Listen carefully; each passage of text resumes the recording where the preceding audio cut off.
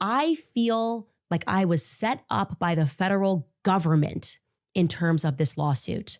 Like, this wasn't just Brigitte and Emmanuel sitting down making a mistake by filing this national lawsuit, but rather federal agencies, which may have been colluding and speaking to one another about how to put an end to my research into who Brigitte was, because all of these governments are implicated. And by all of them, I mean France, the United States, and Israel implicated. So 3 different countries, the United States, Israel, and France, conspired together to sue Candace Owens for defamation to stop her from investigating Brigitte Macron. Just to say that requires narcissistic levels of self-importance and probably some delusion as well. We got a lot to talk about. Let's go.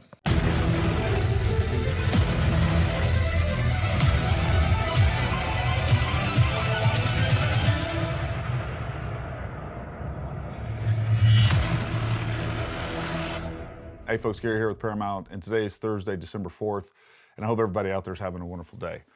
Look, I've spent my own time, money, efforts, and everything else investigating the Charlie Kirk assassination since it took place because I care about the truth. That's really all that matters to me.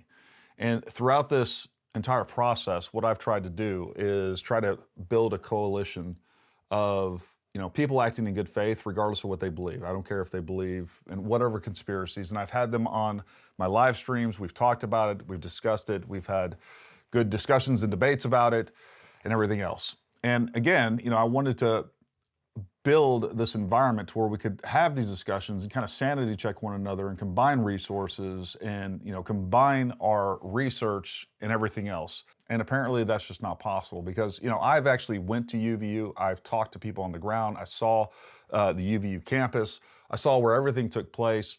I spent my own time and money, tens of thousands of dollars, number one, going there. On top of that, making sure that we have a 3D model, which is available to the public of the entire facility so that people can see what is possible and what's not possible. And the moment that you get outside of what is now the orthodoxy, which is really anything other than the official narrative, all those other crazy things that, by the way, have been proven completely false. But if you look at the evidence, and we're going to go through the evidence amongst other things. If you look at the evidence and you come to a conclusion based on actual evidence and not wild speculation, people come after you like I've never seen. I've been doing this for a really long time. We've had a YouTube channel for many years now. I've always covered conservative politics, things that matter to me. And, I've had a lot of people come after me for political reasons. I've never seen the vitriol and the propaganda and the smear campaigns like I've seen when it comes to the Charlie Kirk assassination. I've never seen anything like it. It's pretty crazy. And even with Candace Owens, especially with someone that gets the viewership that she does, with the resources that she has, even if it was behind the scenes, I was hoping to collaborate with her, to talk with her, again, this is about finding the truth and to dismantling lies. I don't care where those lies come from. If they come from the US government, we're going to dismantle them. If they come from social media, we're going to dismantle them and get the truth to the American people, because the truth is all that matters. But unfortunately, Candace Owens has went down a road of nothing but propaganda, lies, and I have proof of all that. And we're going to go through that. And at the end of this, I'm going to talk about what I think are some of the motives, some of the driving forces behind all of this. And it's not just Candace, there's many other things going on politically, internationally, and we're going to talk about all that. So what I'm going to do in this video is I'm going to go through and show you some of the tactics and techniques that Candace uses to deceive millions at a time. She uses outright lies, she uses straw man arguments, she uses gross exaggeration, among many others.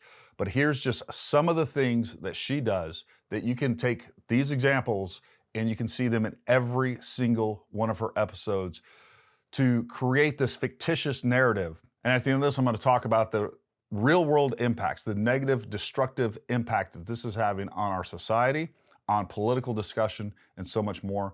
But let's get into some of these examples of real evidence that she is making serious efforts to deceive everybody out there. All right, so this first example is from episode 244. She's talking about why she believes that the text messages from Tyler to Lance Twiggs, among other people, are basically fabricated. And what she talks about is the fact that because there's the word vehicle in these text messages, that's not a word that any normal American, any teenager would actually use. And then she provides proof of that with a video. By the way, I'm sure you caught this, but there's old footage of Tyler Robinson that is now circulating from a car accident that he had. And during the discussion with the officer that showed up, Tyler certainly refers to it as his car, not his vehicle, because that's how most Americans, how most English speakers refer to a car, unless they're in the military or on the police force. So here is 2022 police body cam footage, in case you missed that, of Tyler making a crash report. Take a listen. Your mom's on her way? Yeah, she's gonna be a minute. She's gotta shuttle over from where she's at to her car and then drive over. Gotcha. His mother was going to shuttle over from her car? Interesting. There's more, of course. There is more, but she didn't show it to you. That video clip is a little over 3 minutes. And she pulled out one little piece where he says car, and that is proof. And by the way, who the heck says shuttle over to her car? It's gonna be a minute. She's gotta shuttle over from where she's at to her car. This kid obviously kind of speaks in ways that I don't think most of us are just familiar with. But just a few seconds later in that exact same video clip, here's what happens. There was a vehicle in the lane between lanes. There was a vehicle in the lane between lanes. There was a vehicle in the lane. So there we go. In the exact same video that she uses to prove that he doesn't use the word vehicle, he does use the word vehicle. So that is a clear, that's a lie, or it's incompetence. Why would she not watch the entire video to make sure that she has her, T's crossed and her I's dotted? She made the entire case that, hey, you shouldn't believe that these text messages are legitimate because, hey, he doesn't use the word vehicle, when in fact he does. So let's move on. All right, so the next example of a lie and deception is from episode 244. It aired September 29th. Let's play this. Of most interest to me, what I've learned is that his father does not believe, his parents don't believe that their son committed this crime. I was like, huh? Excuse me?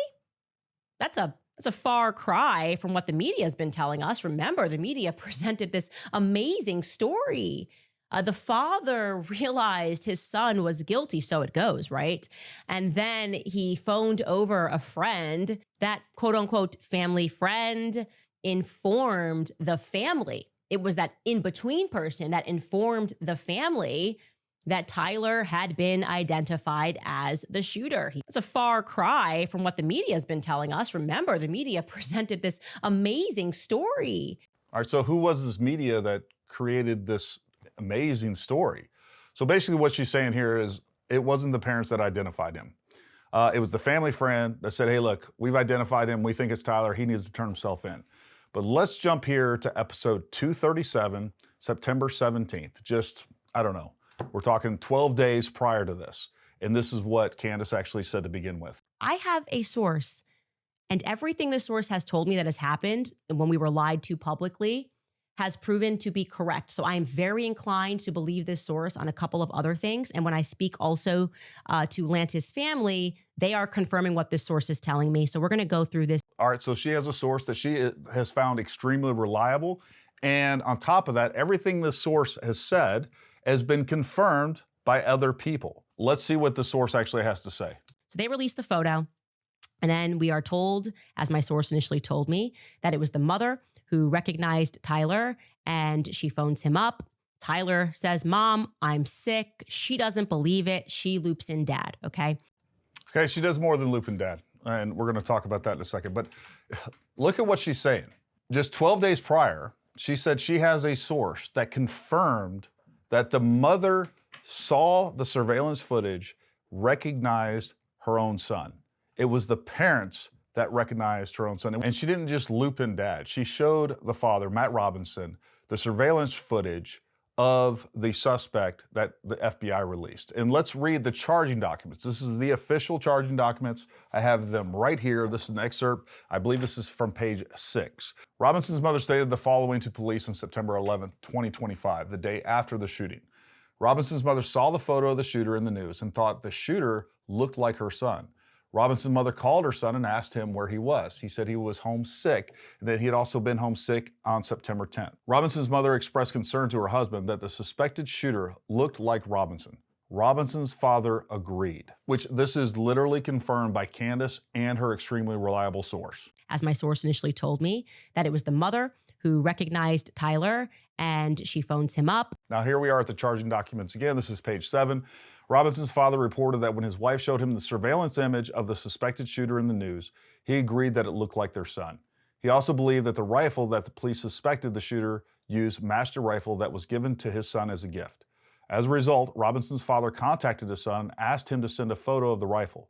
Robinson did not respond. However, Robinson's father spoke on the phone with Robinson. Robinson implied that he planned to take his own life. Robinson's parents were able to convince him to meet at their home. As they discussed the situation, Robinson implied that he was the shooter and stated that he couldn't go to jail and just wanted to end it. When asked why he did it, Robinson explained there is too much evil and the guy, Charlie Kirk, spreads too much hate. So that's the story that Candace and her reliable source confirmed. But here we are 12 days later, and she's contradicting her reliable source altogether just to change the narrative. So they released the photo. And then we are told, as my source initially told me, that it was the mother who recognized Tyler. Remember, the media presented this amazing story. The father realized his son was guilty, so it goes, right? And then he phoned over a friend. I was told actually that it was kind of the opposite. That quote unquote family friend informed the family that Tyler had been identified as the shooter. He recognized him. He knows Tyler. She was the media that created that story. And actually, the story wasn't created by the media. The story was created by the charging documents, and which were verified by her reliable source. And yet 12 days later, we're completely changing that narrative.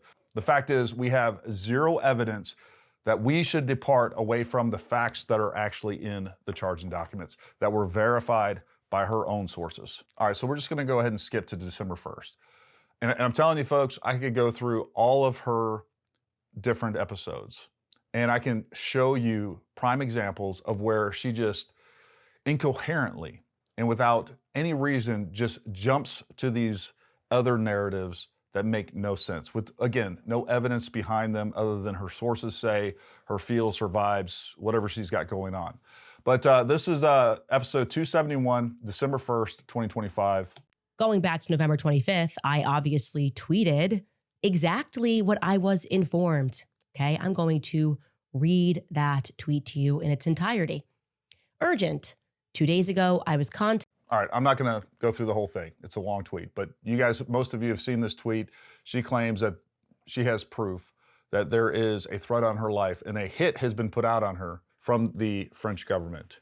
There's lots of things about that that don't make sense that I'll get into in a minute, but let's jump forward a little bit here. I got even more specific. 2 assassins were hired, 1 Israeli, 1 French-Canadian woman, okay, a man and a woman. And I also said that the money ran through the Elite Gentlemen Club des Cent. Again, I was very specific. And I asserted that the French Foreign Legion, which was a legion and a group that I had never heard about prior to this notification, were involved in Charlie Kirk's assassination. Okay, I don't follow military stuff. So me even mentioning specific gendarmerie, you have to assume that I got this information from somebody. Look, I have no doubt that she's getting this information from somewhere. When you have a platform as big as Candace Owens, and you're clearly willing to put out information with so little evidence other than a source says, or even said source tries to provide some sort of bona fides of who they are, which is very easy to do, you become a prime target for disinformation agents of all types, from foreign adversaries, from political adversaries. I don't doubt that there's somebody that has convinced her that they are close to high in the French government and have provided, I don't know, whatever proof that she required to provide. You know, that could be somebody in the French government, that could be somebody in another government, could be somebody in, you know, their parents' basement in Baltimore. Look, I don't think it's that hard to convince Candace that you are a legitimate source.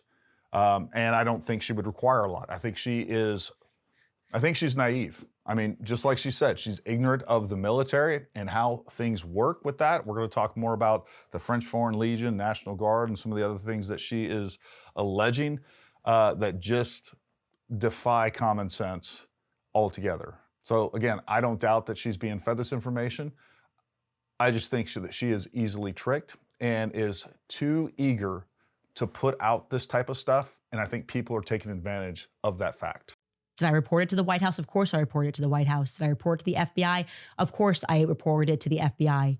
Did I report it to our counterterrorism unit? Of course I reported it, because I'm telling you there's a paper trail. Common sense. You think I'm just doing that because I'm assuming you could get a felony for making something up out of thin air like that. You can't just use United States resources to go after somebody in a plot that never existed that you did for clicks on YouTube. Look, I'll be honest with you. I'm not convinced that she believes that this threat is real. And there's good evidence of that I'm going to share with you in just a moment. Because basically what she can do is she may be getting this source that she probably doesn't believe to begin with. And she can take that information that she's gotten and give it to the White House, give it to the FBI or whatever else. And it gives her plausible deniability in all of this. So that's what I think. But things get even weirder here in just a second when it comes to her reporting of this information. The idea that it was a multinationally planned event. And by the way, is that on its face even plausible? Multiple agencies and multiple countries involved, from Egypt to Israel. People are saying that's totally crazy. It is totally crazy because we have a couple of issues with that. If we have this multinational conspiracy to kill Charlie Kirk, which is what she's referencing right now, what I want to know from Candace is the how. All right, you can throw all these allegations out, but not once has she shown the mechanism for which they made it work. So we have the French Foreign Legion, we have Israelis. Who actually took the shot? Where were they? Who was on the roof? Was that, like, I don't even know. Like, give us some details here. Like, you can't just move on without telling us how it took place. And she doesn't even believe that Tyler Robinson was on campus, even though both of his parents confirmed and identified him as the suspected shooter from surveillance footage on campus. Let's listen to this next part, because this is where some of the things that she constantly does as far as deception goes continues to play out. No, it's the lone shooter who had never been on campus, who climbed the roofs like Spider-Man. This is something that she said in multiple episodes. Yeah, you know, Tyler Robinson climbed the roofs like Spider-Man. Oh, it's so crazy. She uses such gross exaggeration to make a point and to make you, the listener, believe that the idea that Tyler Robinson was on the roof is nuts. Well, here's footage from when I went to UVU. Let me show you exactly how much of a Spider-Man you have to be to get on this roof. It's insane. All right, folks, so here's the stairs that go to the roof.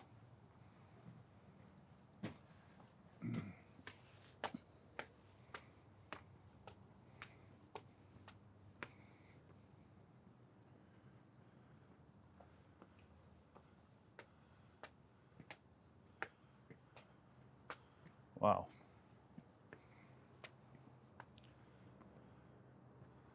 This wall is about maybe 3 feet tall.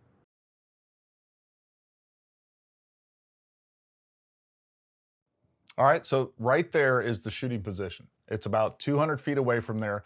You don't need to be Spider-Man. As a matter of fact, you don't even need arms. You can literally get up there if you didn't have arms. So for her to say that you need to be Spider-Man and convince her, because there's a lot of people that still don't know this, and many of you watching this maybe didn't know this is how easy it was to get to the shooting location. There was nothing difficult about it. And for her to say that you need to be Spider-Man and to use this weird straw man argument for that point and this gross exaggeration to make it seem so ridiculous when it was so easy, that is clearly intentionally deceptive and outright dishonest and propaganda to push a narrative. By definition, it is propaganda. All right, so now she talks about her replies that she got from letting different government agencies know that she has had a threat to her life. Let's hear what she has to say. Now, in terms of formal replies that we received from government structures, the only department that we did hear back, well, first let me say I did not at all hear back from the FBI on the American side. I did hear back from the counterterrorism unit. I did hear back from the White House confirming that that message had been delivered on Trump's desk, me saying that I had the information. I guess he didn't want to inquire further, which is interesting. But the FBI left me on red. And I will say I didn't go through an official channel and send an email, and I should do that. But I did send a text message to somebody very high up who received the text message. No response. Wait, what?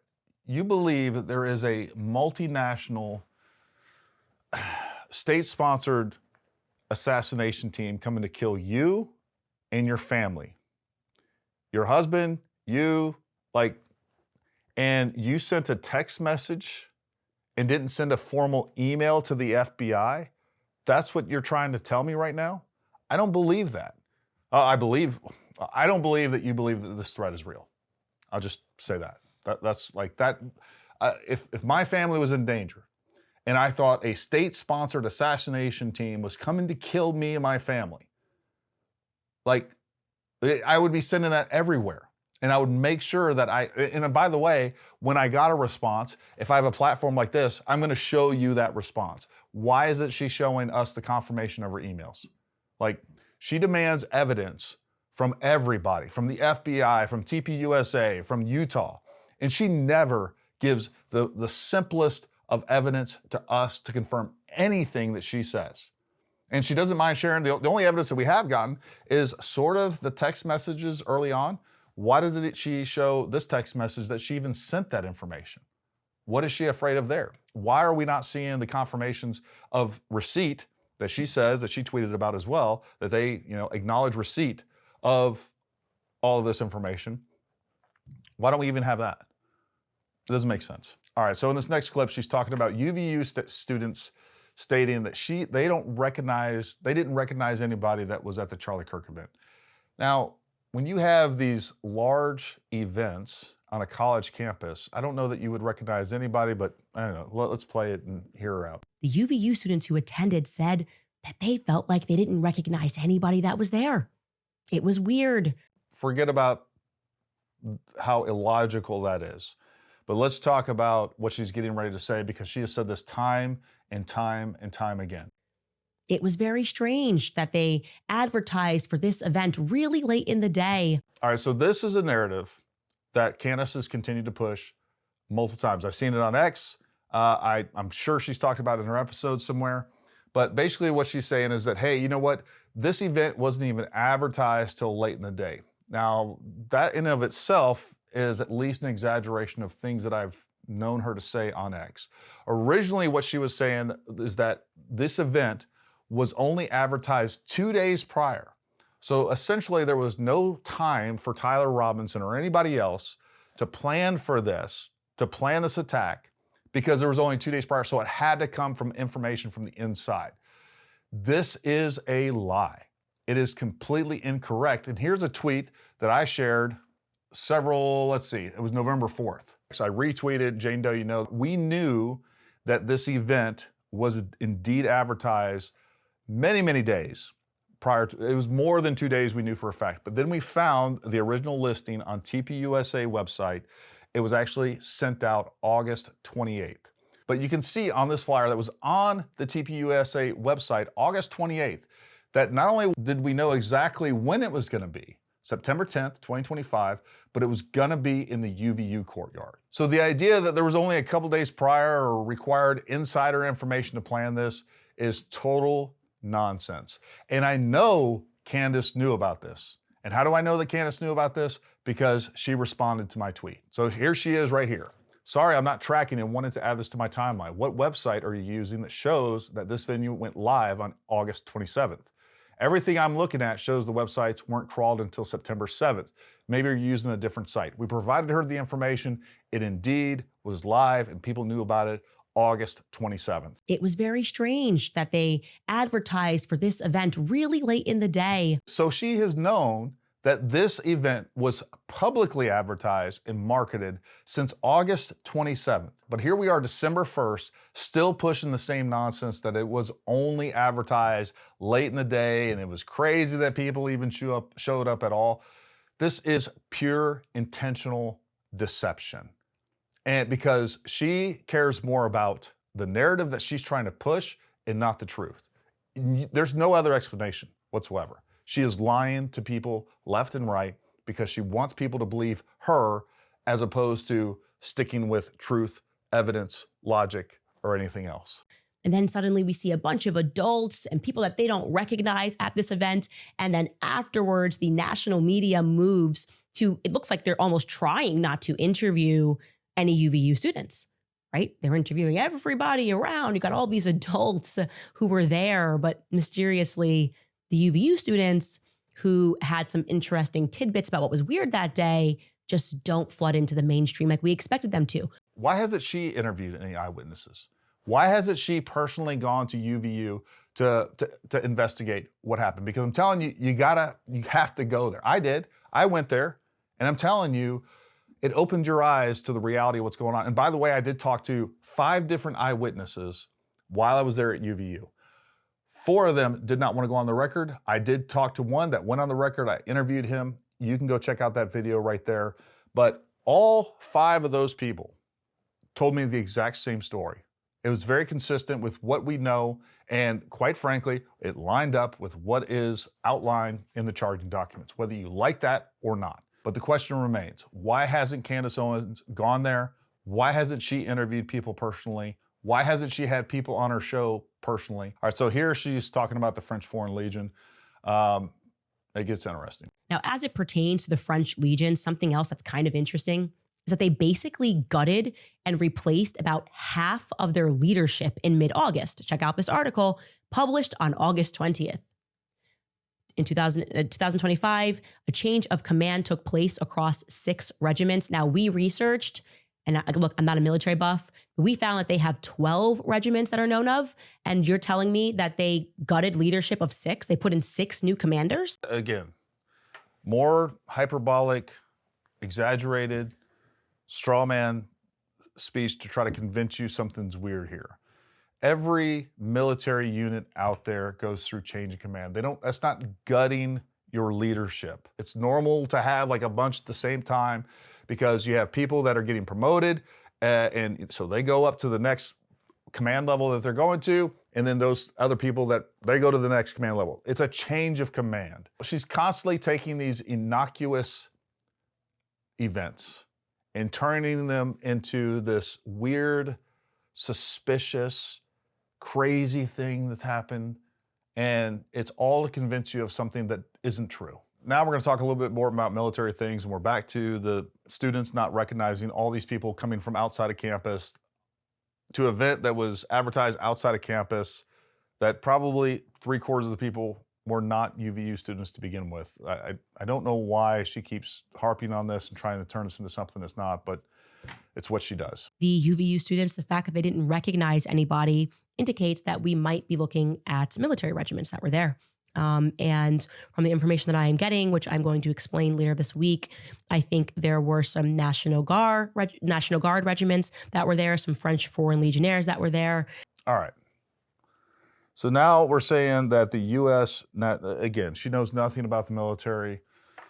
Okay, when you're talking about these things, you don't know about them. That's a real problem, right? So I guess these assassins, they're assassins 1 weekend a month, 2 weeks a year.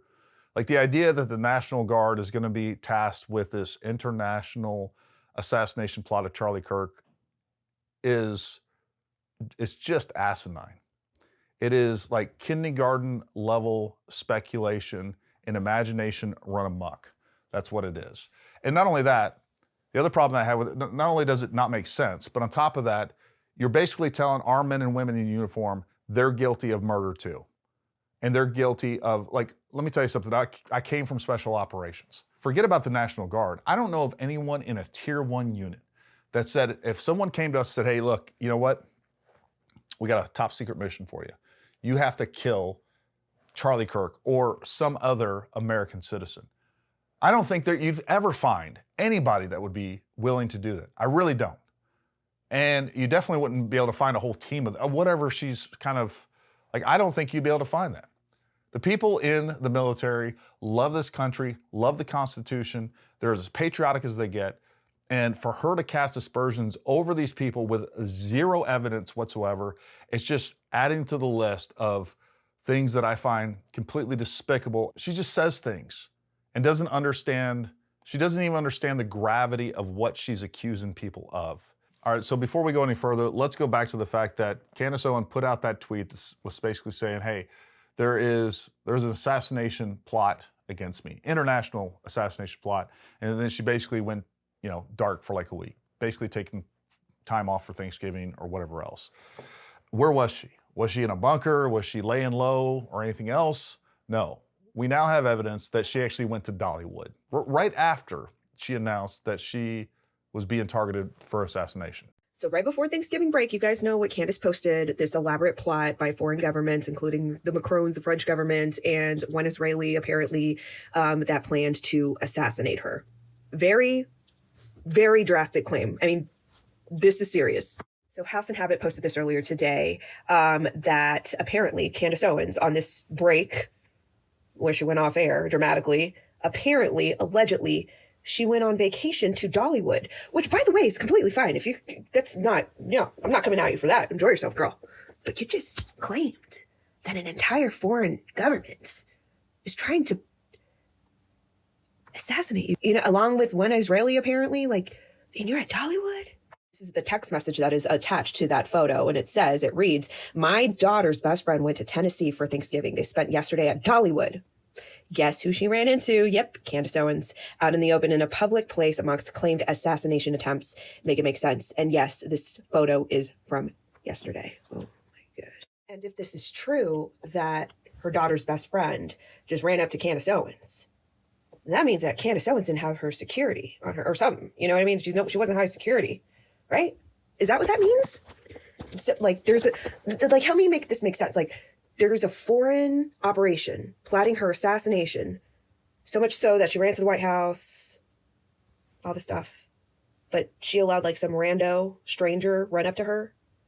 You know what I mean?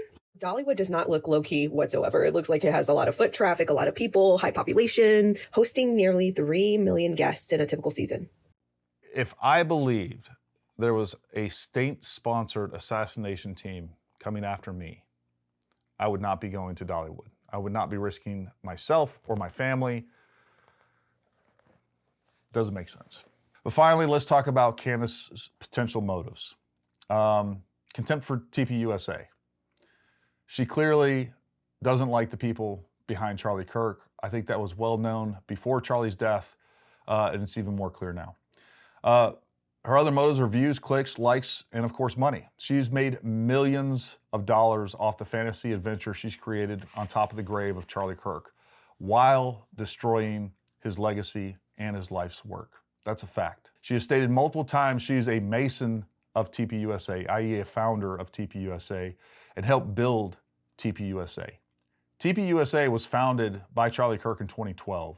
She worked for TPUSA for less than 19 months before being forced to resign. So she did not help build TPUSA. She was an employee at TPUSA for 19 months, a very small amount of time compared to how long it's been around. I don't even know if you'd call this a motive, but I do believe that she's being manipulated by both adversarial political forces and foreign adversaries. Just like I said earlier, when you have someone that has a platform like she does, reaching millions of people, that is willing to use unverified sources and distribute disinformation, she's a prime target for both. She definitely has an anti-Israel motive. And I want you to notice that I didn't say anti-Semitic. When it comes to Israel, I also think there is a lot to criticize, and I think we should have a discussion of where money goes and the role foreign governments play in our domestic and international politics. You know, there is a demographic out there, and I think a lot of them are followers of Candace, or at least aligned with Candace temporarily. And I think it falls under the philosophy, you know, the enemy of my enemy is my friend, you know, that sees Israel behind everything. Anything that has ever happened, Israel's involved in. They control the United States. Personally, I think that is demonstrably absurd. And unfortunately, I think Candace has fallen victim to, you know, that idea that, you know, Israel's just behind everything, and she can't see a problem without seeing Israel. And finally, this is my own personal opinion. I think there's a good chance that Candace is genuinely delusional and believes many of the things that she says. She's tying all of these non-related issues together in her mind, and she thinks these delusions are real. So I think there's some truth to that. I think at least some of these things that, again, there's no relation. It's just this big incoherent mess that she's just kind of pulling in and tying it to this narrative, and it doesn't make sense. Now let's talk about one of the main reasons that I'm creating this video, and that is the damage that she has done and why we have to put an end to it. Candace's allegations have destroyed lives and resulted in constant death threats and targeting of people, all with zero evidence. These people are innocent. Not innocent until proven. Like, there's no chance that some of these people that she claims are guilty of anything. They are victims of this too. And she has contributed to absolutely destroying their lives, their reputations. She has caused them to become targeted by insane people. There are crazy people out there that they have the will and the capabilities of doing, all they need is a target. And she has put targets on a lot of innocent people. And that should not be acceptable in this country. Look, I believe in freedom of speech, but we should also be a self-regulating society. You know, we used to not entertain serious accusations without proof. Matter of fact, we would tell people, look, don't accuse people without evidence. That's crazy, just stop. Now it's completely encouraged and just has become normal and clickbait, and we've accepted it in society. It's not healthy and it's not good, and it should be condemned. One of the most damaging things that Candace has done is she has fractured the conservative party in ways I'm not sure we can recover. You can say whatever you want about the Trump administration, but a Joe Biden 2.0 in 2028, it's not a better option. Not a better option at all. Lastly, most tragically, she's tarnished Charlie's legacy and TPUSA, which is Charlie's legacy. She's declared war and trying to destroy TPUSA, going as far as telling, you know, donors not to donate to them, and that, you know, it's an entirely corrupt organization that is responsible for Charlie Kirk's death, all of which is just untrue. You know, TPUSA was the most powerful political force in the U.S. And not only were they responsible for beating Kamala Harris, but they were also the key player pushing back against trans ideology and putting a stop to leftist, socialist, and communist agendas here in the United States. Now, all of those evils have joined forces to destroy TPUSA, and they are definitely part of the driving force behind the Candace Owens cult. You know, Charlie and TPUSA created a revival of conservatism amongst our youth in the United States, and a lot of that has been undone by completely false allegations of wrongdoing against TPUSA, and that's all happening while those exact same people are suffering from the loss of their leader, husband, and friend. And folks, it's got to stop. Look, I believe in government conspiracies. I think they happen more than we like to admit. But just because that does happen and it's real, doesn't mean that every instance is a government conspiracy. Literally all of the evidence, if you look at any of this logically, if you look at what we see on video, you talk to eyewitnesses, you take a look at the physical evidence, everything points to the fact that Tyler Robinson was the shooter. And his motives are outlined very clearly. And this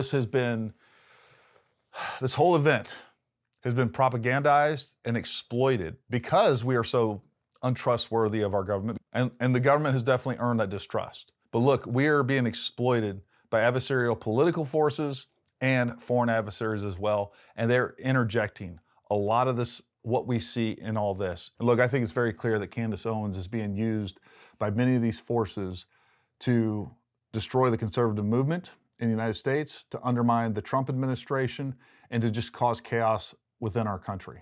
All right, well, you all tell me what you think down in the comments below. And I hope you found this helpful. I hope you found this informative. Folks, I'm telling you right now, my one and only motivation behind any of this is the truth. And you can believe whatever you want. I've spent thousands, tens of thousands of dollars investigating this, taking time for my business, because the truth is important. And that's all that matters to me. And you can believe whatever you want other than that, but that is my only goal, my only motivation is the truth. Anyways, until next time, stay armed, stay ready. We'll talk to you soon.